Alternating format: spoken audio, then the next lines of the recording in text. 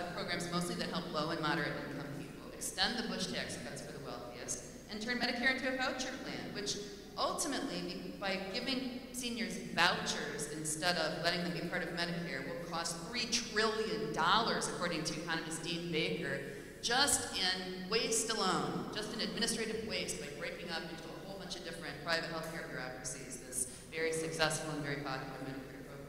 On the bright side, every time you go see Paul Ryan anywhere in the state of Wisconsin, you will bump into an awful lot of women wearing sneakers who are about my mother's age, who have their signs, who are not fooled at all that this is a good idea.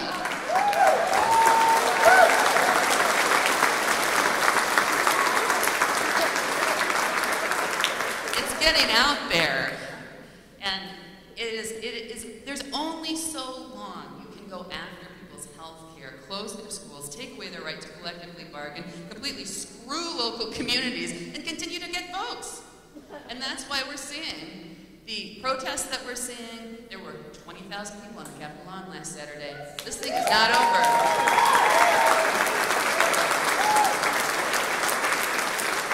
And that's why we're seeing signs of a little Republican crack-up. And it's not just Newt Gingrich telling the truth about Paul Ryan and then having to eat his words the next day. Walker's losing support, and the Republicans are facing recalls. And, you know, they are backing off some of their more extreme programs. On the school voucher expansion, not so much. Senator Van Vanguard Racine wasn't so thrilled about the idea of expanding this program into Racine. You know, not our community. Now they've said they won't cut the senior care prescription drug program like Walker wanted them to. And that's another Wisconsin Eye video you really ought to look at, is to see the constituents pour into the Joint Finance Committee and turn those Republicans right around. You know, it does mean something for people to show up at the Capitol and say, no more, no.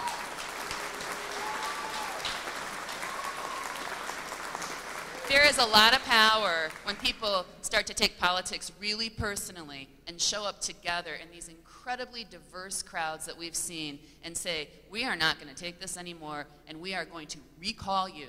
And that is what really gives me hope. And I'm so glad to talk to you guys today, and I look forward to seeing you in Madison.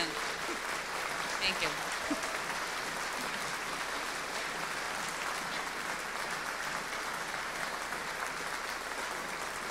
Very good.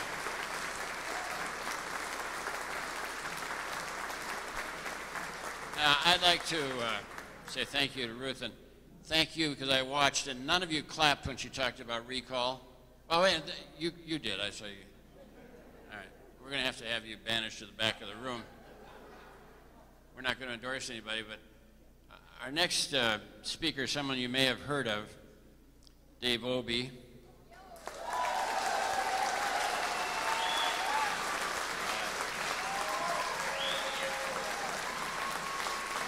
I could say a lot of things about David Obey and his accomplishment, but the simple fact is that what Dave Obey means to me is that we had a Gaylord Nelson in the House as well as in the Senate. Two people with great integrity, people that we respect, people who are role models, people who believe in democracy, who believe in public education, believe in taking care of our responsibilities at home. So it's an honor for me to introduce to you former Congressman David Obey.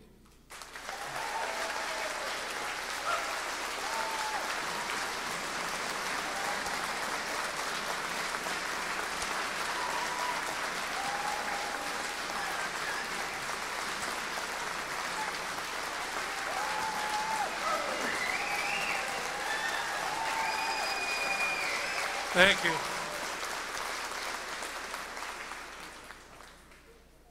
Put your glasses on. It's a case of mistaken identity. First thing, let me get this out of the way. People are asking why this crutch. What happened is that I was looking for some retirement counseling after I decided I was not going to run. So I called Brett Favre. And Brett suggested I try out as a punter for the Minnesota Vikings. And that's how I got hurt. Now that's not the truth, but you wouldn't expect a politician to tell the truth anyway. No, it was very simple. I just had luncheon meeting with Herb Kohl in the Capitol on St. Patrick's Day. And I was going down the steps of the Capitol and my knee popped. I tore a meniscus, so I may have to have it scoped in the next couple of weeks. I'm trying to avoid that, but that's what's going on.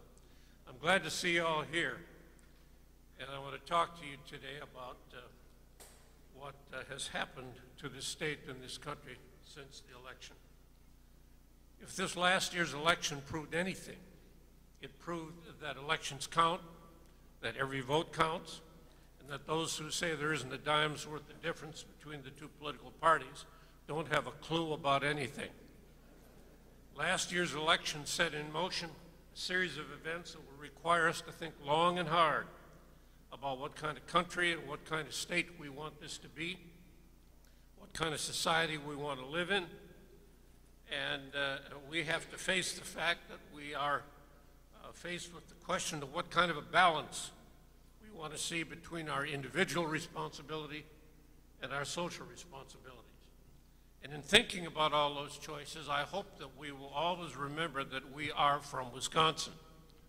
Wisconsin has, as you know, occupied a special place in the history of this country. Before the last century, Wisconsin was like almost any other state in the country. It was owned lock, stock, and barrel by big business, by the railroads, the timber companies, the mining companies. But then a guy by the name of La Follette turned Wisconsin politics right side up by putting people back in charge. And he and his progressive successors produced a long litany of progressive legislation, as you know, workman's compensation, unemployment compensation, the progressive income tax, you name it.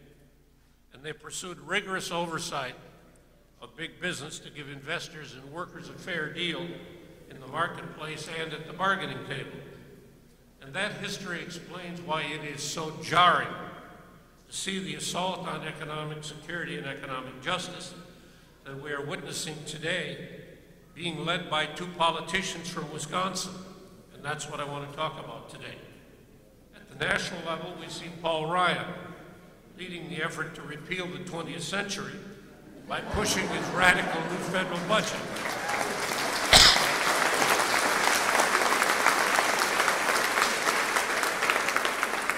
At the state level, we see Governor Walker doing the same thing. I've had person after person come up to me and ask, where has this all come from? Well, I want to talk about what I think the answer is to that question, so let's start with Ryan. Mr. Ryan has produced a budget which he claims is the route to fiscal salvation. He's made some segments of the press and the pundit class swoon by cleverly selling it as our last best shot to achieve fiscal responsibility. His claim to that is based on one simple thing. Over the next 20 years, he transfers trillions of dollars in costs of education, science research, Medicare, and Medicaid from government to private citizens. And these editorial writers swoon because it lowers costs to government. But they missed the hidden ball trick. To understand that trick, you have to remember the shenanigans associated with the 1981 Reagan budget. One of the nice things about being around as long as I have is that you remember things and you see parallels because of your experience. And you know what experience is. It's that quality that enables you to recognize a mistake when the Republicans make it again.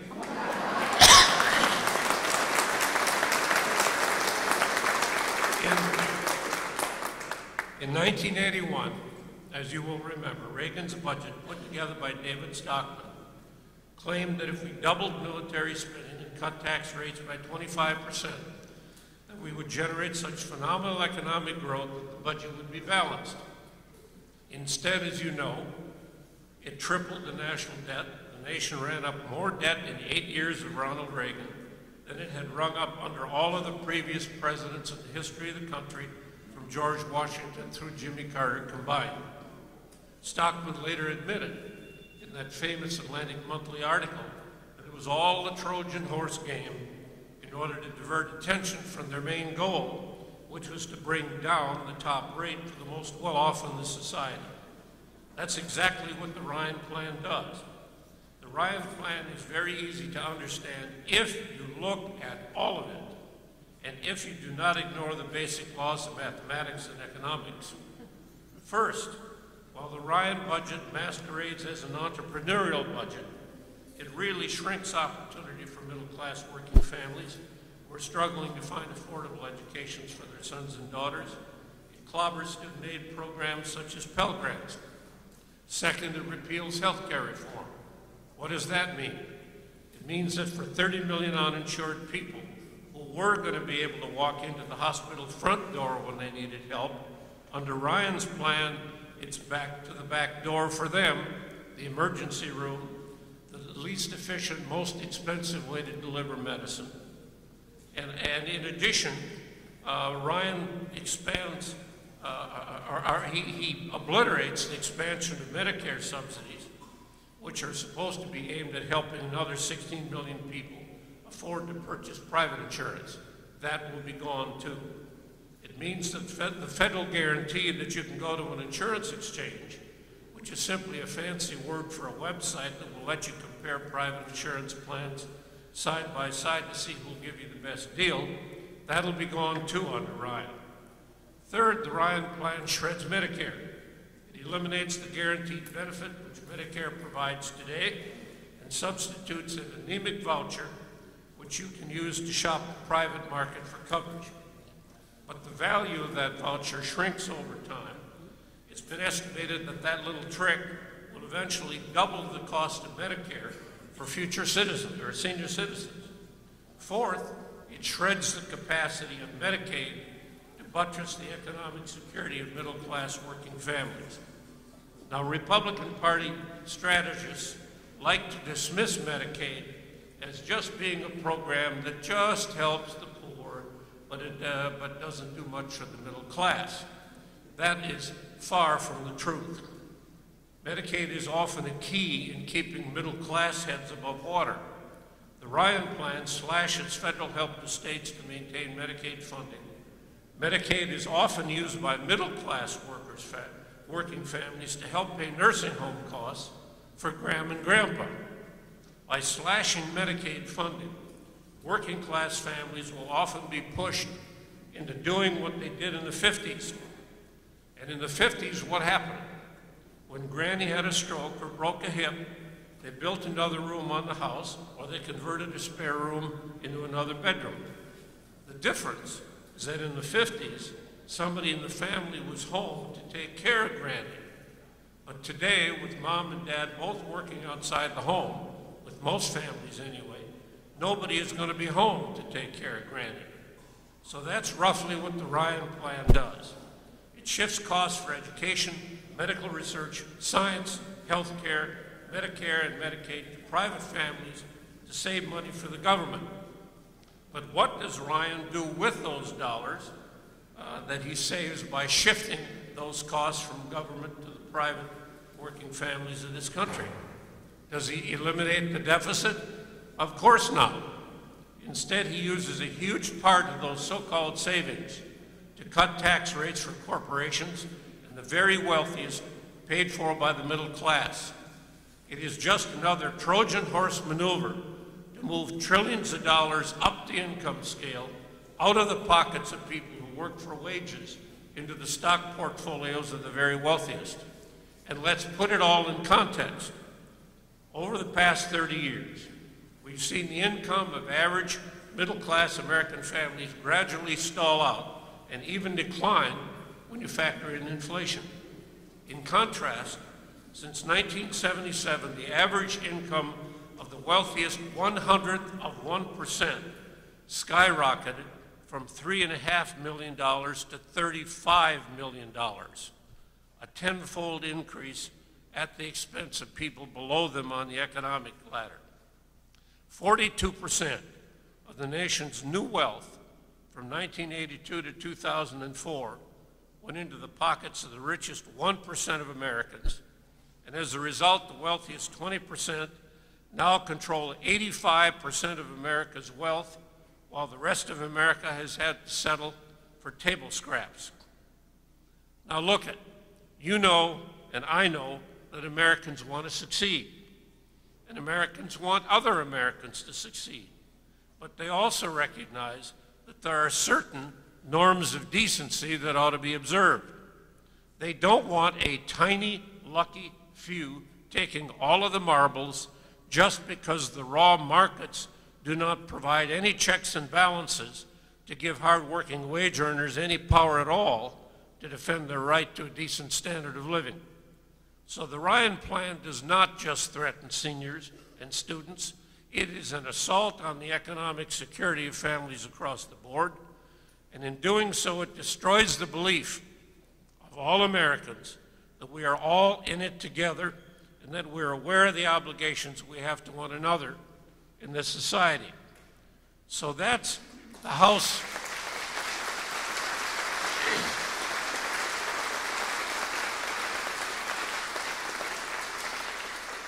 So that's the House Republican gift to the nation.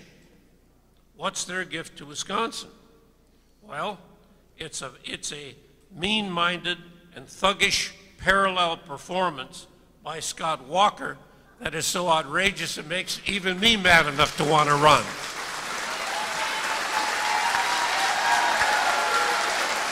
What?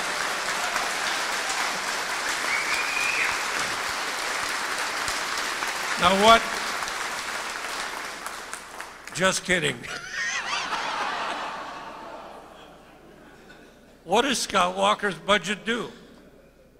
All Walker's budget does is gut state aid to localities. It guts support for education. It guts the ability of workers to even have a say about how they're to be treated in the workplace and at the bargaining table. It turns hardworking public employees and teachers into scapegoats who are blithely blamed for the economic problems caused by others, including the political class. Now, Walker says he has no choice because the state budget's in such dire straits.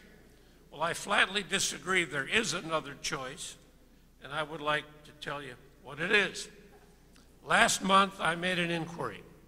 I asked several state legislators to check with the Legislative Fiscal Bureau and give me the answer to one question: how have Wisconsin income tax rates changed since I left the legislature in April of 1969?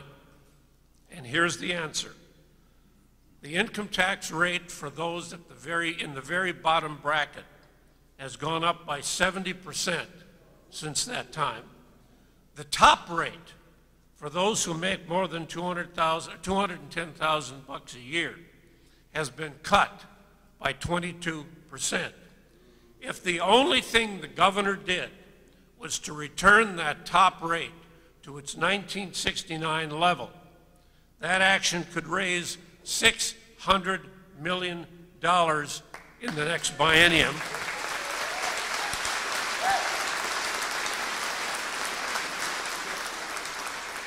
And it would cut in half the cuts that the governor is trying to lay on education. But he won't support that because this issue isn't being pressed by him in Wisconsin and by Ryan in Washington because of money. It is an intentional and purposeful assault on the moral underpinnings of democracy as we've known them since the 1930s, and it's an assault on the moral underpinnings of enlightened capitalism itself. I'm wearing a black shirt today to symbolize that we all ought to be in mourning for the democratic processes that were shredded by the state Senate on their so-called voter ID bill last week.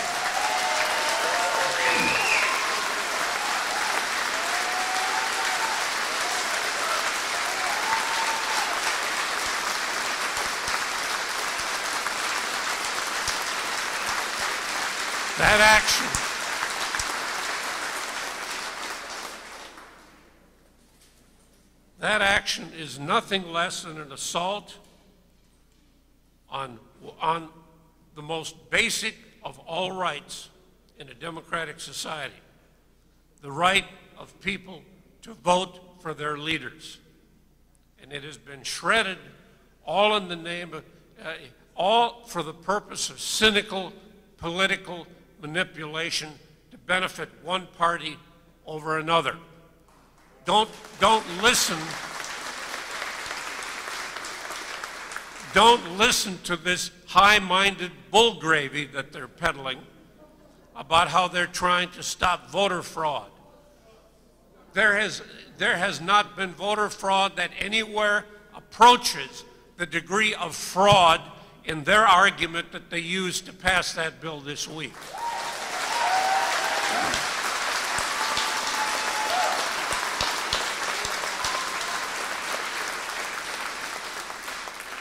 But why is all of this going on? It's going on because of what has happened in this country since FDR was president. Before FDR was president, our government at the national level was used primarily for two purposes.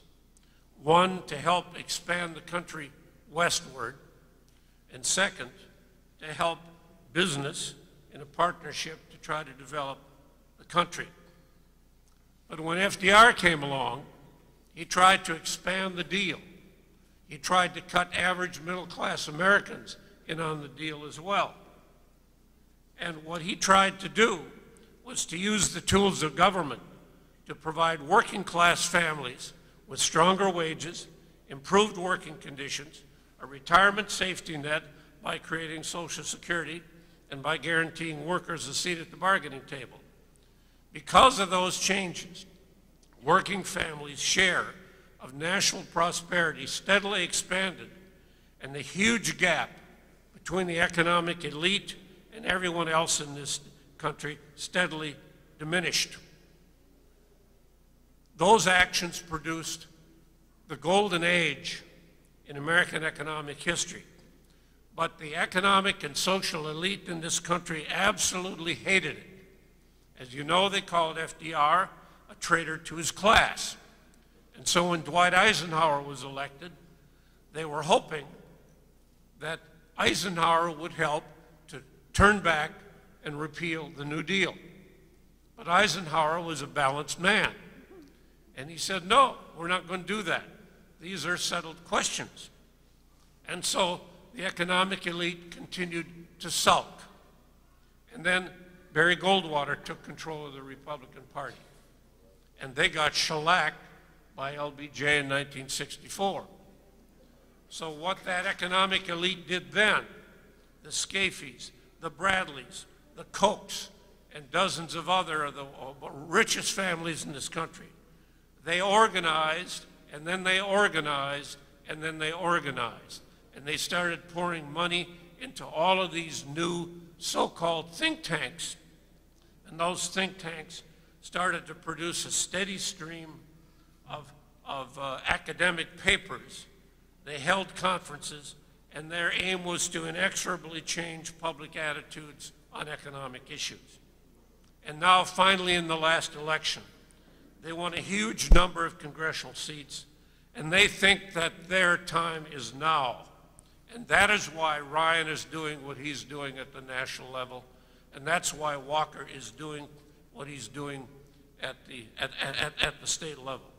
If they had their way, they would have us abandon almost any semblance of the social contract.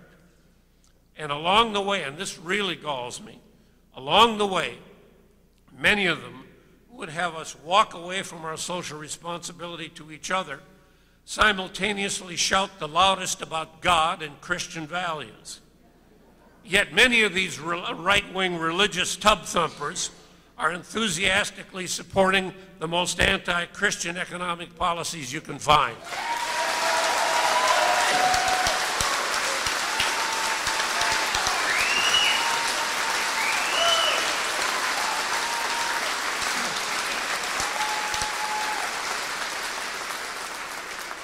So this is the time for choosing. Whose vision for America? Whose vision for Wisconsin do we share? Do we stand for a strong balance between individual and social responsibility in the tradition of FDR, Bob La Follette, or Gaylord Nelson? Or do we buy the Koch, Walker, Ryan, Ayn Rand vision, which is utterly devoid of social responsibility? These are tough times economically and politically, and I know they're especially tough on the Democratic Party. The November election was a huge setback. And because of that election, I'm sad to say, about where we were in 1956, when as a party in Wisconsin, we had nothing. The Republicans controlled everything from the top to the bottom. But 2 years later, Bill Proxmire was in the U.S. Senate. Gaylord Nelson was governor. John Reynolds was attorney general. And we'd taken control of the state assembly because of an intervening event, the 1958 recession. Our intervening event has been the Ryan budget and the Walker assault on workers' bargaining rights. Now, and the reason that issue, the last issue, is so important is because since 1980, virtually every pressure in the economy has exerted a downward pressure on workers' wages and on working families' living standards. The only force in the economy pushing in the other direction, the only pressure pushing upwards, has been the right of workers to bargain collectively. And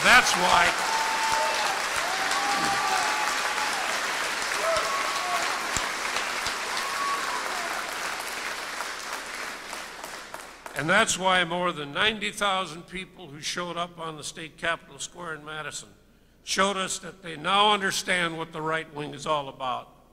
That's why, with hard work and tenacity, if we can turn things around just as the previous generation did in 1958. We can start by standing up for the Senate 14, who demonstrated their courage and determination to stand up for Wisconsin values.